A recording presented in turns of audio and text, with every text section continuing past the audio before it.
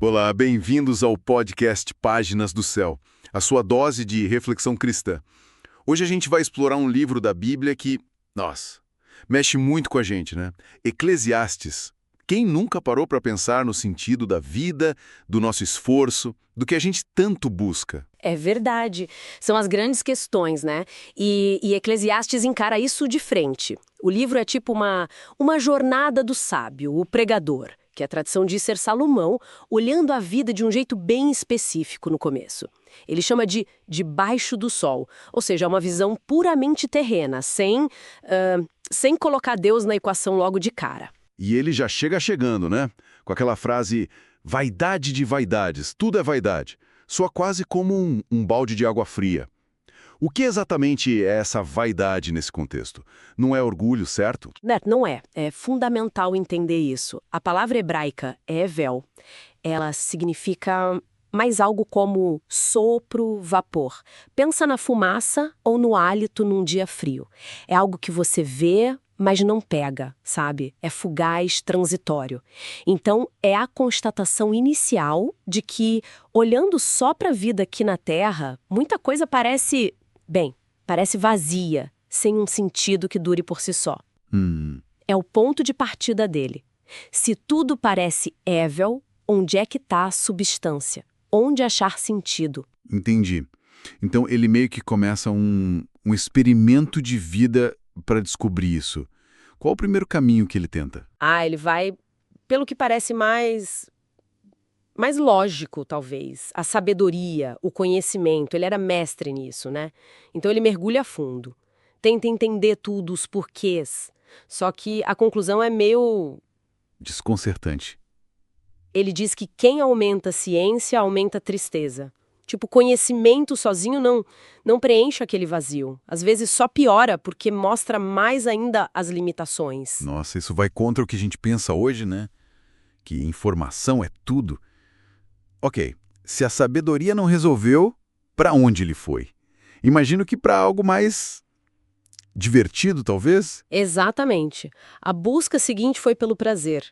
Festas, banquetes, construir coisas grandiosas, riquezas, mulheres, música. Tudo que se pode imaginar. Ele experimentou tudo mesmo.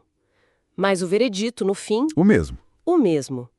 Tudo era vaidade correr atrás do vento. Os prazeres são bons, sim, mas são como faíscas, sabe? Brilham rápido e somem. Não deixam um lastro de significado. Certo. E o trabalho? O esforço diário, construir uma carreira, juntar bens. Isso é tão central para nós. Como Eclesiastes vê isso? Olha, o pregador analisa o trabalho com um olhar bem crítico também. Ele vê o ciclo todo.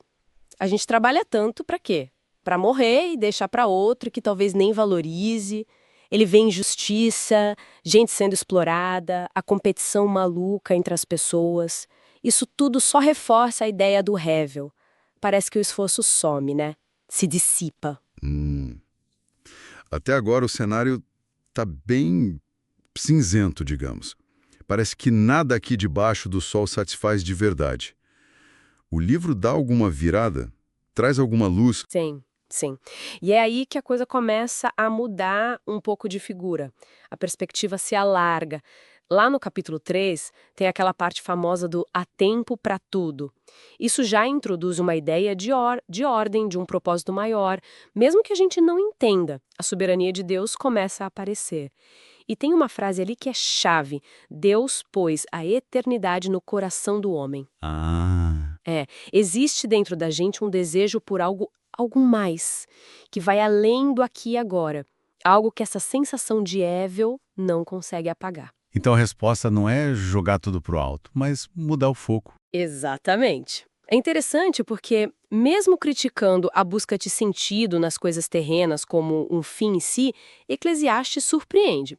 Ele aconselha a gente a aproveitar as coisas boas e simples da vida. Comer, beber, ter alegria no trabalho, valorizar os relacionamentos, mas a chave está na atitude. Receber tudo isso como um presente de Deus com gratidão, mas sem colocar aí a nossa esperança final, entende? Entendo. É um equilíbrio, então, viver o presente, ser grato pelo que se tem, mas sabendo que é passageiro e com o coração buscando algo maior. Isso. É um contentamento que a gente encontra apesar do Evel, e não por causa das coisas em si. O livro também dá uns toques práticos, né? Alertas contra ser tolo, preguiçoso, se deixar levar pela raiva ou ficar obcecado por juntar dinheiro. A sabedoria prática ainda vale muito. E depois dessa jornada toda, dessa exploração, qual é a grande conclusão do pregador? Onde ele encontra, afinal, o sentido? Bom, o ponto alto é no finalzinho, capítulo 12. Ele diz assim: de tudo o que se tem ouvido, a suma é: teme a Deus e guarda os seus mandamentos, porque isto é o dever de todo homem. E continua: porque Deus há de trazer a juízo toda obra. A resposta definitiva não está aqui nas buscas horizontais debaixo do sol, está na relação vertical com o Criador. Esse temer a Deus, não é ter medo, pavor, né? É mais no sentido De reverência, de respeito profundo, reconhecer quem ele é, soberano, justo, bom. É viver de acordo com a vontade dele, entendendo que é nele que a vida acha seu propósito de verdade. Um propósito que transcende essa esfera do Evel, do passageiro. É sair daquela visão limitada do debaixo do sol. Para nós olhando com os olhos da fé cristã, essa conclusão de Eclesiastes, ela aponta para algo ainda mais concreto, né? Com certeza. Eclesiastes faz um diagnóstico perfeito da nossa condição sem Deus.